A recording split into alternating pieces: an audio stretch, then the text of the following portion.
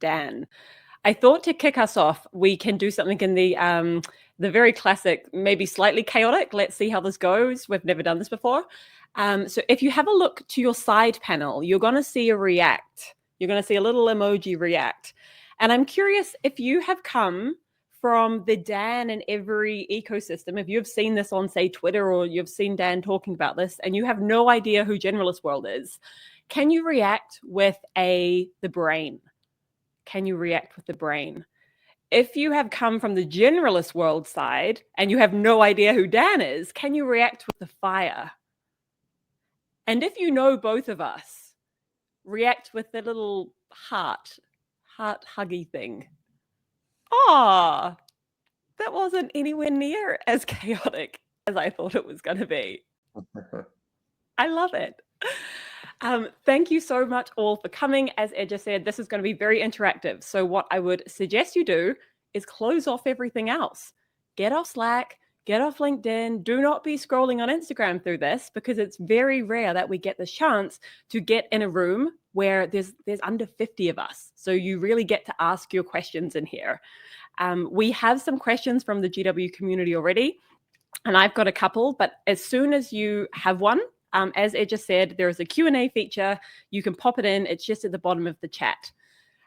So a little bit of background as to how this event came about is I have been following Dan for ages. And I think it was when I heard him on the Lenny's podcast. And he was like, yeah, we've got this team of generalists. And then when I started using the product, I was like, wait, a team of like 15 people made this? What? And then I started reading Dan's writing, and they are writers, builders, thinkers, like the coolest. And I just really admire the way that the company is built and the way that Dan builds in public and the way that they are really building the company very differently. It's not your old school traditional like hierarchy. And I think there's so much to learn. And there's a billion different threads, I'm sure everyone in here is very curious, that we could go down. And so we're going to try and make this session as juicy as possible. I'm going to stop talking. I'm going to just kind of facilitate and try and get the questions moving. And so I will kick us off with the first one, Dan. Are you ready? I'm ready. Are you ready? Okay. This is something that everyone that I've ever met who is a generalist struggles with. And that is the question. When someone asks you, what do you do? What is your answer? Well, I feel like I'm a little lucky on this, because I could just say I'm a writer and a founder. And I think particularly being a founder, people just assume you're a generalist. You know, it's like one of the vocations where that's to be expected, more or less. But interesting that you lead with writer. You lead with writer and founder? Yeah. That's a conscious choice for me, because I think for most of my life I would have led with founder, because it felt more justifiable and more legit profession. But it was a big deal for me. I've been running Every for almost 6 years now, so it was like a big deal for me, like 3 years into the company, to be like, actually, like the whole reason I'm doing this is because I want to write. And so I make a conscious and that I turned on the whole company on that idea that I just want to be a writer, and that changed the whole structure and the whole way of thinking about it. And that led to a lot of where we are today. Like, that would not have happened if I had not done that. And so I'm pretty conscious to put writer first for that reason. Fantastic. Okay, one more from me. And that is, what happened in your life that led you to have this philosophy of doing things differently, and particularly creating this company where everyone, in your words, is a generalist? What happened? What happened? To be honest, I don't know. I don't know that I can like really trace it to one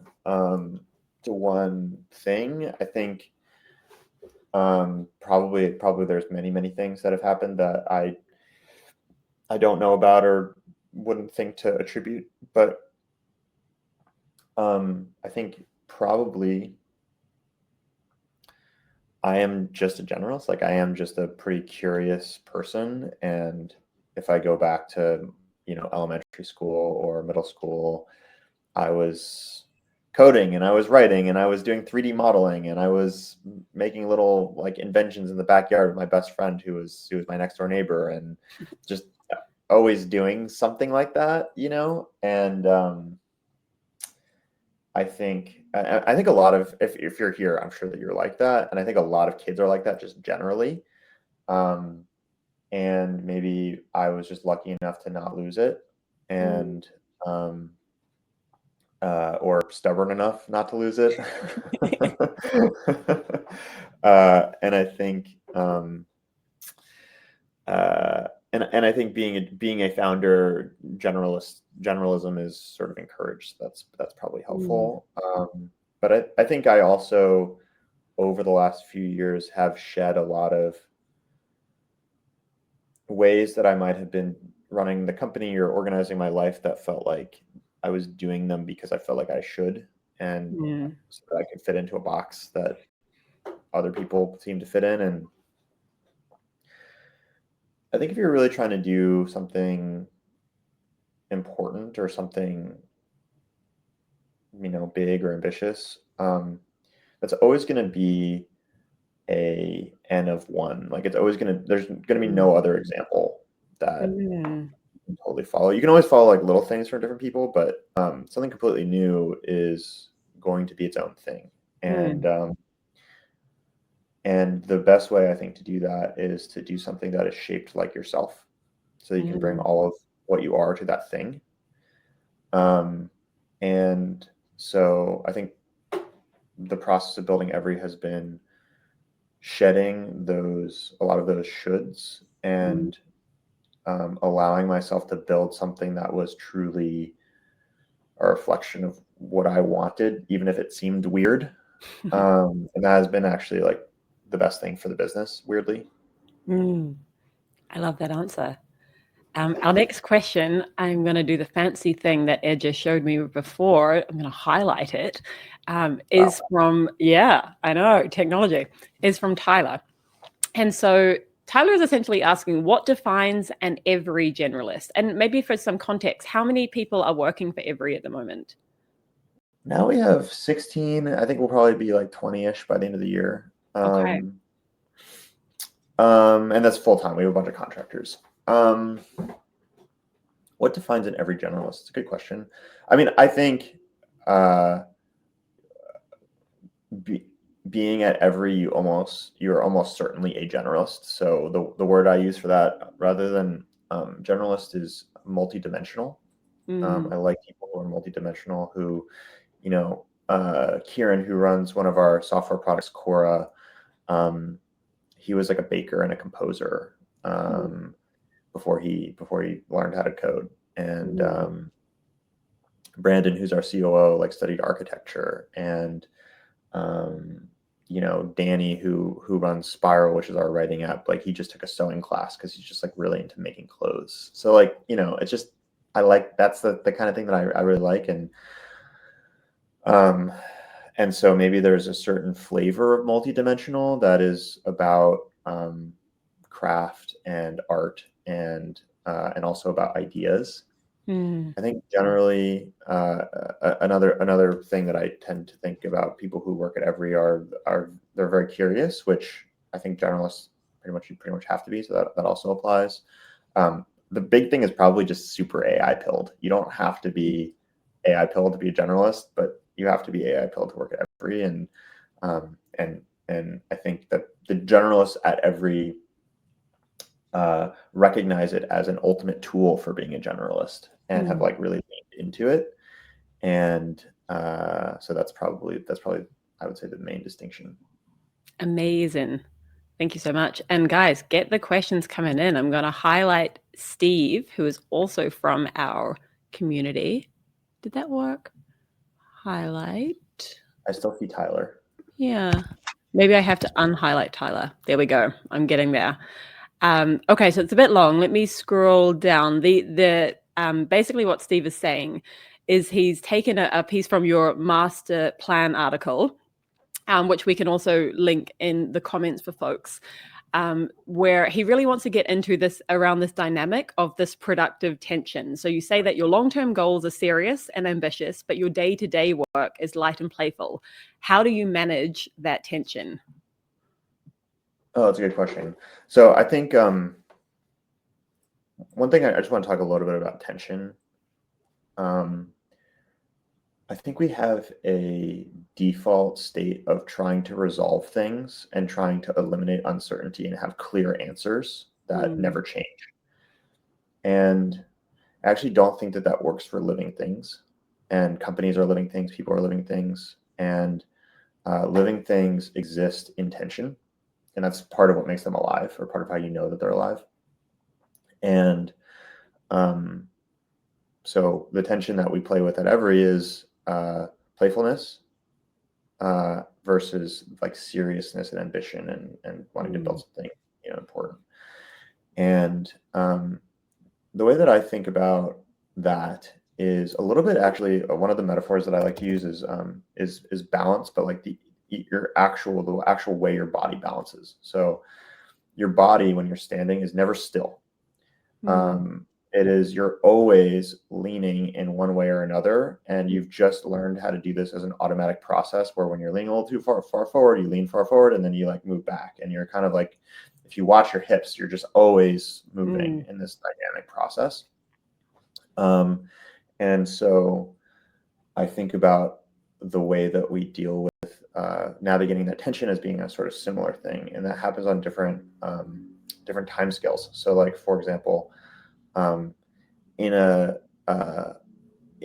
twice a year we do these things called Think Week, and so and we do a very concentrated week of everyone just playing.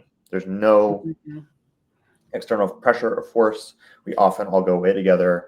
There's no deadlines. There's no like, we're not writing articles. We're not shipping features. We're just together playing, doing using new tools, all that kind of stuff. But I think you can also do that depending on the business unit on a quarter level. So like, what are we leaning into this quarter? Are we leaning into we want to create some magic moments? So in order to do that, we're going to like play around and discover new things and explore. Or do we have like a really clear thing? Do we have a really clear thing that's working? And we just need to like push the pedal to the floor and just get the most we can out of it. So like thinking about which business unit is doing what. I think you can also do that at a week or a day level. So like for me, I tend not to do meetings in the morning, and that's really like my playtime. I am often like goal directed in that. Like I'm writing a book, or like it's where I do all my writing. So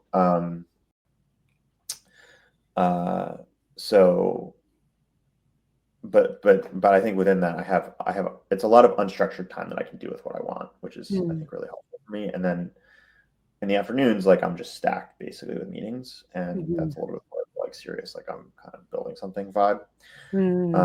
Yeah, that's how I do it. I love that. I just realized we have loads of questions coming in, so let me get to them. We have one from Merd. I hope I'm saying your name correctly, Merd. If you were interviewing, that's right. Sorry, let me do a highlight. Okay. If you were interviewing a generalist for your team, what are you looking for when they tell you about their tech stack or AI augmentation? What would impress you? Wink. I mean, like the first thing is, have you made something that's cool? And I don't care how you did it. You make something cool. And that could be writing, it could be code, it could be design, like whatever it is. Are you making interesting stuff?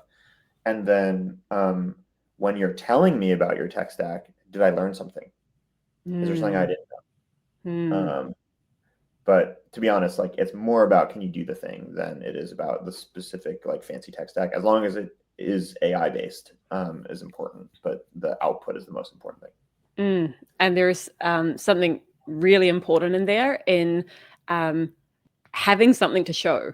And that can just be like, it can be something you've built, an MVP, but it's like, show me what you build, show me what you do, show me how your brain works. It's so much more effective than like a CV, which you're never going to be able to see what you actually build. Yeah. And I think like just generally in AI, we're moving into a demo culture. So whatever it is that you're making, if it's a new app, if it's a piece of writing, if it's a film, you used to have to like pitch it and be like, this is what I think I'm going to make. And that relied on being able to explain it in a way that was compelling and convince other people to give you money to make the thing. And because AI reduces the cost of doing all this stuff, you can just show people what you're trying to do. It's not gonna be perfect, but like you're not gonna make the whole Hollywood film, but you can make the 10-second or 20-second trailer pretty easily. And so I think that's the main thing, is like, show me something interesting. Love. I hope that helps, Murd, and good luck. Wink returned. Let's get up. We've got one from Faizan. Let me pull it up for you. Okay. If generalists are the bridge builders of this era, how do we ensure that the form, our unconscious assumptions, aesthetics, and ethical sensibilities we pass on through AI systems is rooted in wholeness rather than fragmentation?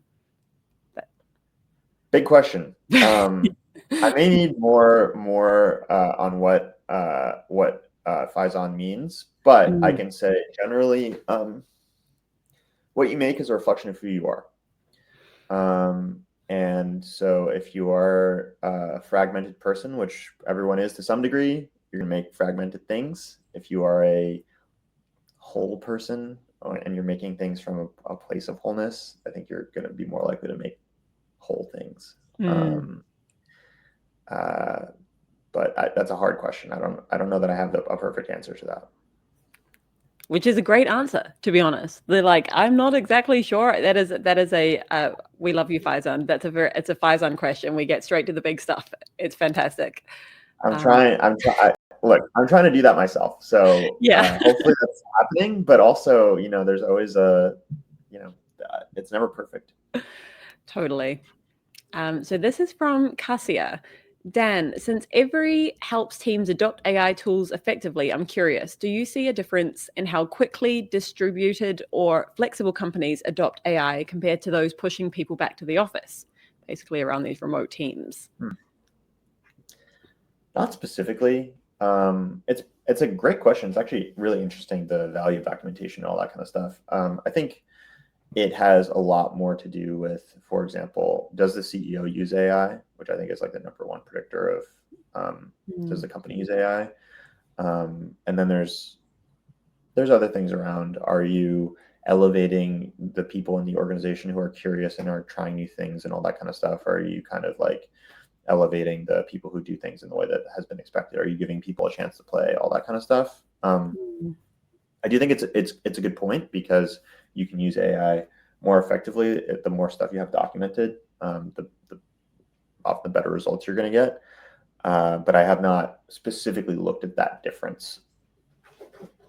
Cool. And guys, if you have any follow-on questions, feel free to pop them in the chat as well.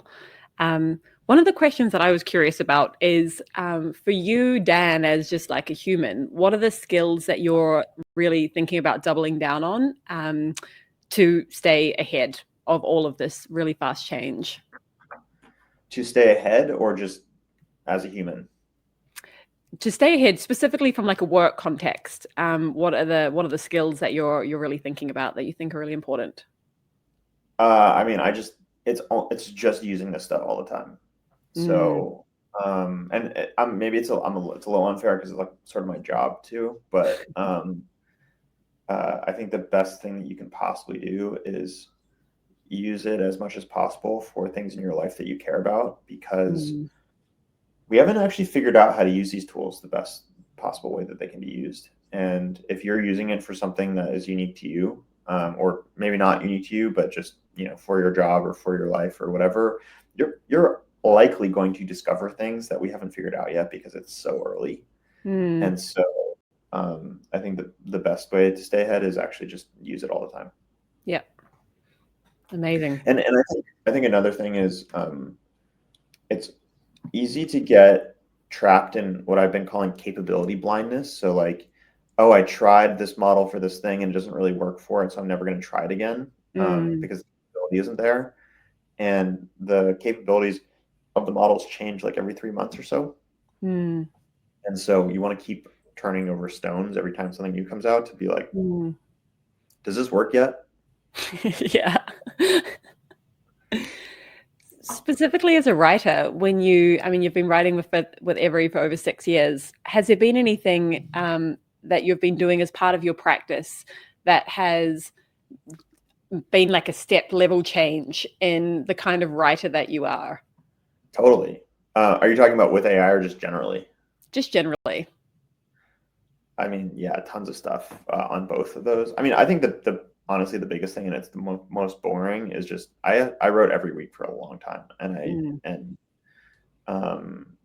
in the middle of running the company and whatever, and so I just can write an article, like a full article, in an hour, and it's pretty good.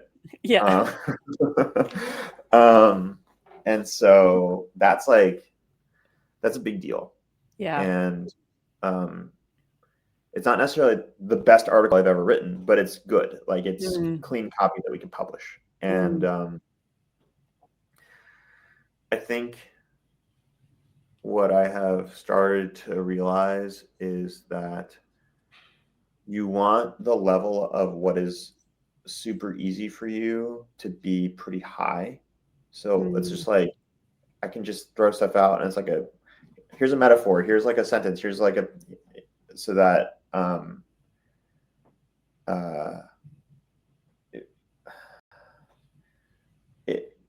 I am not so precious about it because I can just make more of it, which helps in a lot of ways. And it's a little bit like, if you look at the difference between a expert skier and a beginner skier, a beginner skier, even if they're doing the turns right, they're expending a lot of energy to like do all the turns. And an expert skier they just do the minimum amount they need to like to turn. So they're doing these beautiful turns, but they're not expending that much energy at it. And the only way that you can figure out how to do that is to like do it a ton. You can like learn to, with minimal possible energy, like be pretty good. And that's writing. And if on your worst day you're pretty good, then you're going to have a couple really good days, and then that's great, but yeah, so you're kind of raising what you can do with minimal effort. Amazing. Practice and publish. Yeah. We've got a question from Chavi. And so it's around organizational structure, and particularly because Every is a media company, but you've also got this suite of products. How do you think about, the question was, how does this affect organizational structure as a generalist company that's made up of generalists? Good question. Basically, like, mostly each product or business line is owned by one person. So we've got 4 software products. Each product is owned by one person. We've got a media arm that's owned by one person. There's more people working under her, but like it's mostly owned by Kate, as editor-in-chief. Consulting arm owned by one person. And so it allows us to do more things because one person can like build an entire product, basically, and have more people who are more full stack, as opposed to they work on this like little tiny part of a big thing. And I think we can do that for much longer than used to be possible. I hope that helps, Xavi. I'm curious how do you actually decide what you're going to work on? Because I imagine in the team, there's so many ideas that are coming through. Like, how do you decide, okay, monologue is the thing? That is, how do you validate that? You mean like new products? Yeah. We just make stuff for ourselves. So at any point, it's like pretty clear to pretty much everyone on the team, like, what do I need? Like, what do I want? And there's a big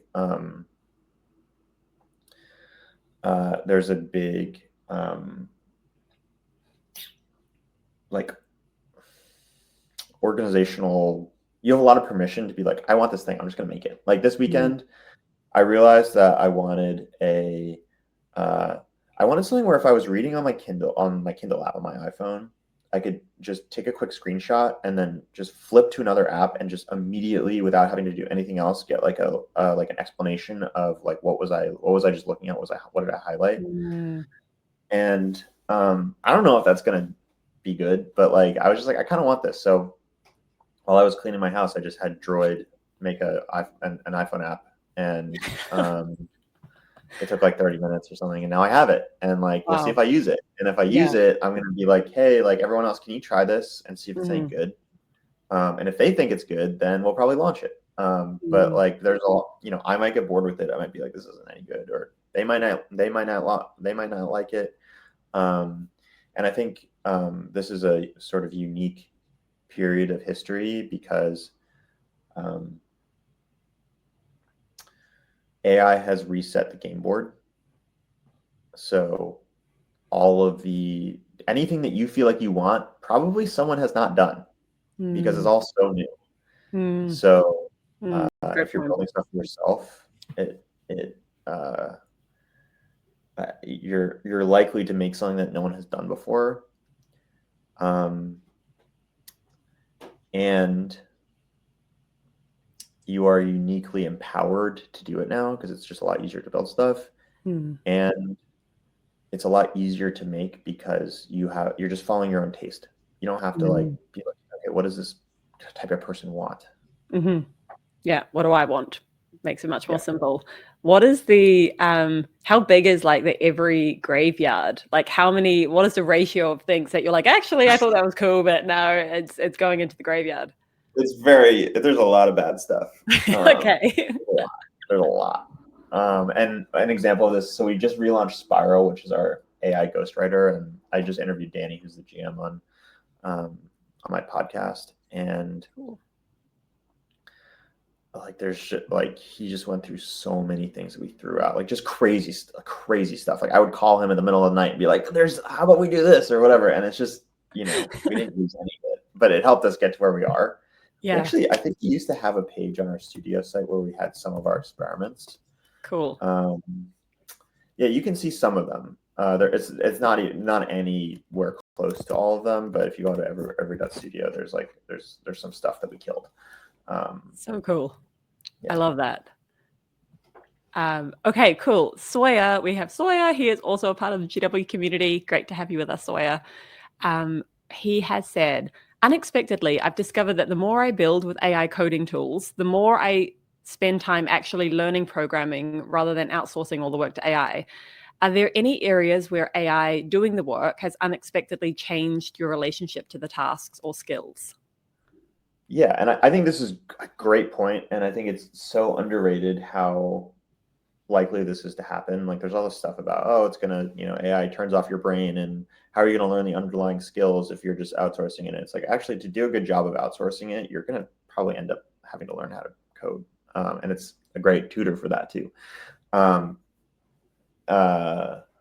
So I definitely agree with you in terms of changing my relationship to it. I think the big thing is just I can do things that used to take focused blocks of time with fractured attention. So I was coding while I was cleaning my house. Not possible before.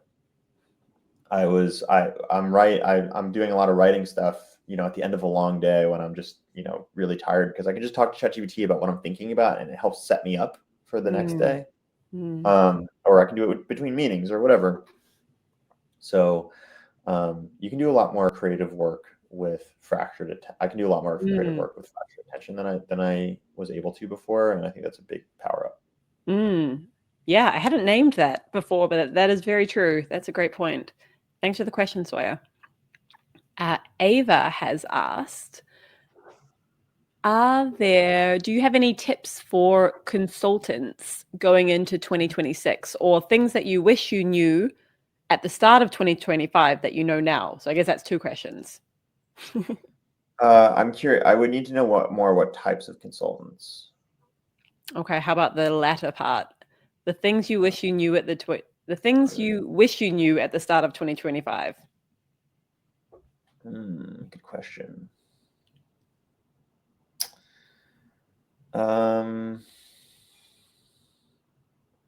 It would be nice to just have a list of all the things that was going to get launched so that I could like write the vibe checks early.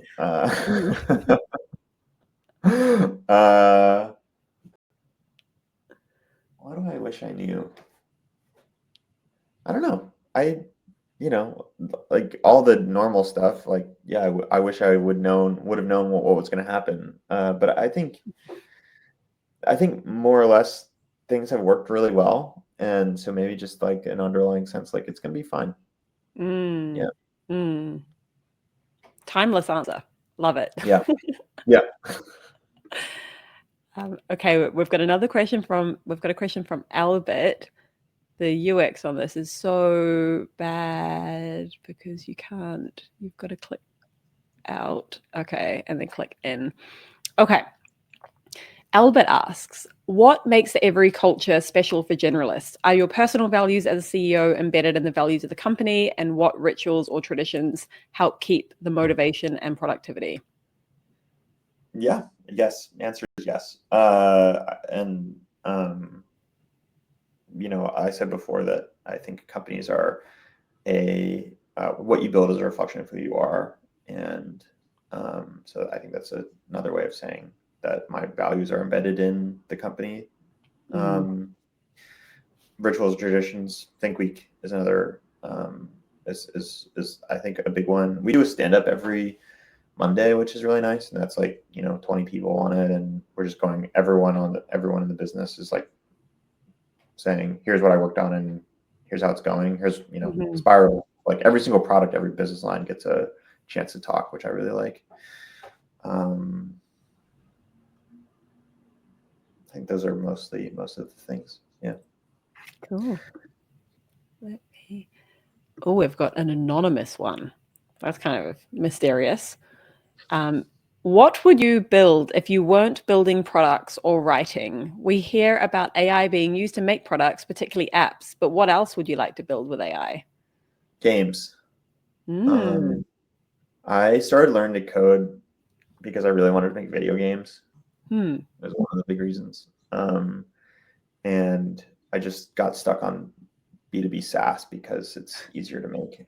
And I think AI will make it possible to make video games. And I'm not like that much of a gamer anymore, but it would be really fun to make a game. And I guess movies too, games and movies, just like more dynamic, interactive stuff would be really fun. And do you think that's inevitable?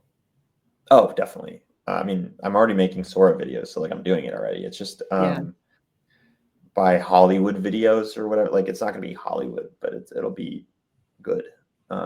And definitely the game stuff will be doable and possible in the next year or two. Yeah, wild. Yeah. Okay, here's a good one. Do you have any hot takes or unpopular opinions that you could share? Also, a great anonymous question. I think my biggest hot take is like modern science is mostly like bullshit, and AI will like change it in good ways. And by that I mean like not all of science, and I'm being deliberately hot here. Yeah. But I think like there's a well-known well-known crisis in psychology, like the replication crisis. Like we can't get any of the studies to replicate. And I think there's a similar criticism for a lot of the social sciences. And that's because the way that science is set up is explicitly inspired by physics. And in physics, you're seeking theories that you can test and falsify in ways that are hard to vary. So like if anything changed in the experiment, it would disprove your theory. And complex phenomena in the world don't work that way. And it's impossible to do controlled experiments, but we've been trying for a long time. And so like we're just consistently like putting 16 undergrads into a brain scanner and like feeding them yogurt and seeing if it changes their depression symptoms or whatever, and it's just like not working. It doesn't work. And I think what we're able to do now is train models that predict when you're going to have symptoms or what intervention might work, which are highly context sensitive, so they can like ingest all the many variables about who you are and what's going on in your life and all that kind of stuff, and then predict. And that looks exactly like the way that you might predict what word comes next in a sentence, which is how language models work. And I think we will do that, or we should do that, by, instead of doing small studies, aggregating all of the data that Facebook and Google and all these companies have and donating them to science so that academics can train models on them. And that's my biggest hot take. Did you just come up with that? No. I was like, wow, that's very impressive. Thank you for the question, Anonymous. That was fantastic. There is one up here that I just wanted to highlight also from Ava, which was, how can one who's just been consuming every content become more active in your world and in your community? So we've got a Discord server, so come hang out in the Discord. It's for paid subscribers, so you have to pay. We also have a bunch of apps, so you should try our different software apps. We have 4.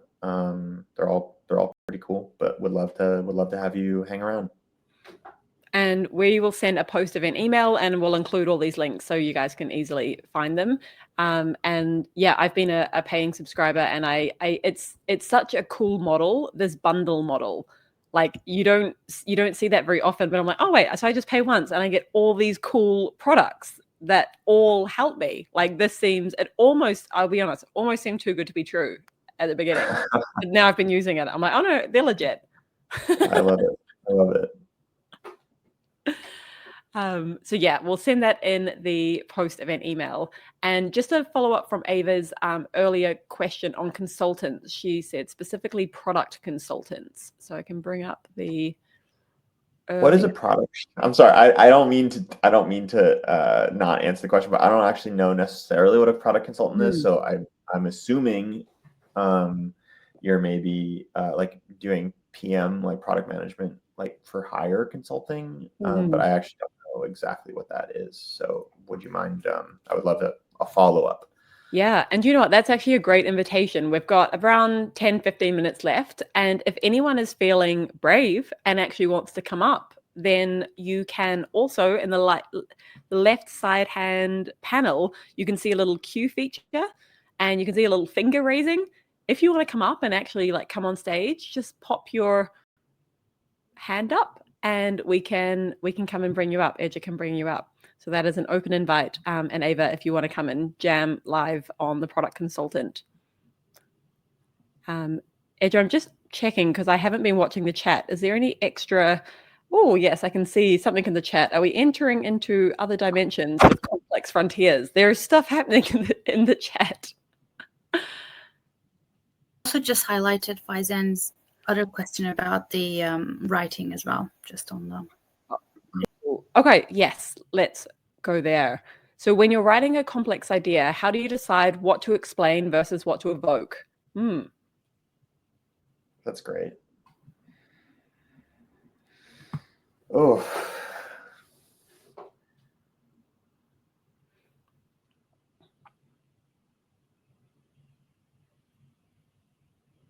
Well, like an easy thing to say is like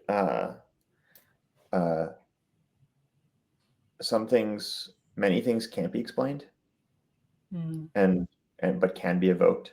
So if you're working with something that has to be evoked, then you should evoke it.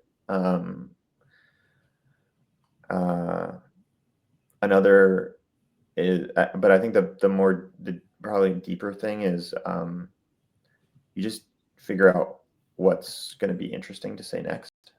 And sometimes it's an explanation, but often it's like an evocation. And by evoke, I'm saying like writing a character in a scene is evoking an idea without having to explain it. You're showing rather than telling. Versus like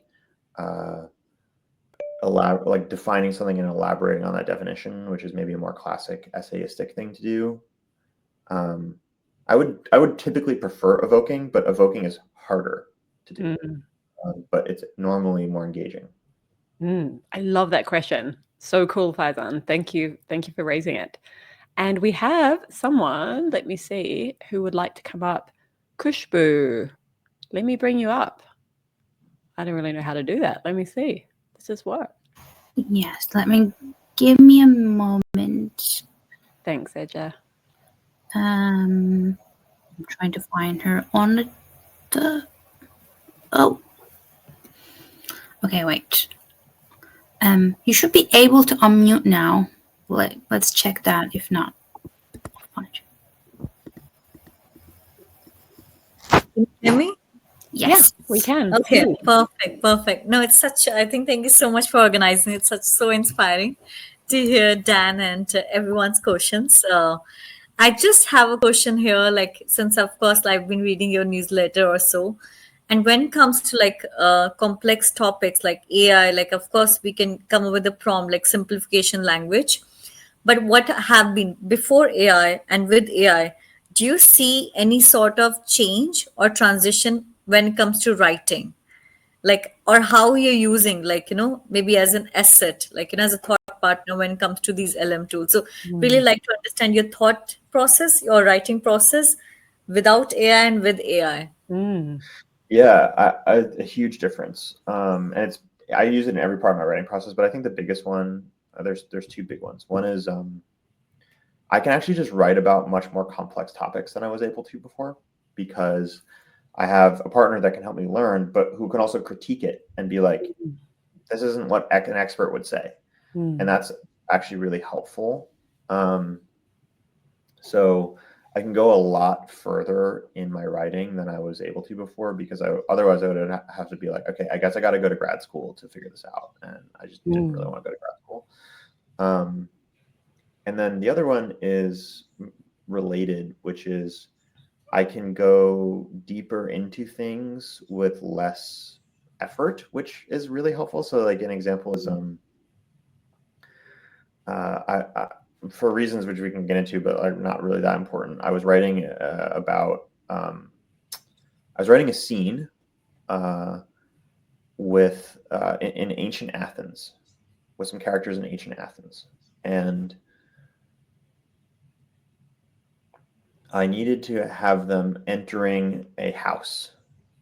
And in order to do that, in order to evoke the house, I had to be able to write, what does the door look like? And what does it sound like? And what does it smell like? And this is at the end of a long day. And I did not have the mental bandwidth to actually do that. Like that takes like hours and hours and hours to get into that. But I was just like, okay, ChatGPT, like, okay, what does a door look like in Athens? How do we know? Examples. What would it have smelled like? And it just gives me all this stuff where I'm like, I'm in it then, and I'm processing without having to expend okay, I have to like figure out, I got to buy a textbook on Athens and then like read the textbook, and there's one page in it that might help, but then I have to read a bunch of other things. And so it's just a different, it's much more powerful, and I can get a lot faster. Great question. Thank you for asking. If there's anyone else that would like to come up, you're very welcome. Let me just check. I want to make sure I've not missed anyone in. Okay. I think I've got everyone there. Dan, I'm curious about when you kind of look back at the building of Every, what is like the most unexpected part of building Every been? That if I just let myself be a writer, it actually makes the business a lot better. That's the big one. Probably like also how long this stuff takes. Like I'm going to be 6 years in like next month, and it's like, damn, that takes a long time. When do you feel like it like started really gaining momentum? It really started gaining momentum about a year ago, and it really started working like 5 months ago, something like that. And I will say, like, there were periods before this that we had quick growth. Like at the very beginning, we grew from 0 to 30,000 MRR in the first like 6 months, and then it was like flat for a while, and then we grew like a decent chunk, and then it started going down, and then about a year and a half ago, it like we turned a corner and it started going up, and then about 5 months ago, it started going up a lot, like very quick. And I think that there's a decent chance that what I'm saying is a lot now was going to look fairly small in a few months. So we'll see. Do you have any tips for folks who are building and who are in that early stage where, you know, for essentially like 5 years, right? You were like, trying to get this out there. Do you have any tips or advice for people who are still in that stage where it feels really hard? I realized that I was doing something that I would do even if it wasn't that successful. So just do something that you actually like doing, where even if it's not that successful, you'd be okay with the outcome because you're spending your time on something you care about. I love that. And Edja, I see that comment in the chat. Millie's asking for a friend. It is though. Like, I feel like it's a similar trajectory with generalist world. You're like posting to no one. You're posting to no one. No one cares. No one cares about generalists, and except for the small group who really, really, really care. And then all of a sudden, it's like, oh wow, okay, yeah. People somehow, how have they not seen this the whole time? I've been right here. Yeah, totally. Oh, amazing. Well, I reckon we have time for one more question. If anyone, we've got one from Yogita. Let me pull this one up. Dan, do you struggle with shiny object syndrome? And if yes, how do you manage it? Asking for a friend of this one too.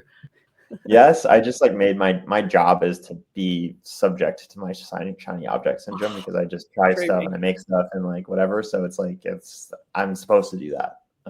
So if you lean into it, obviously, like I have a whole structure that I built that allows me to do that. But I have not cured myself. I've just made my disease my job.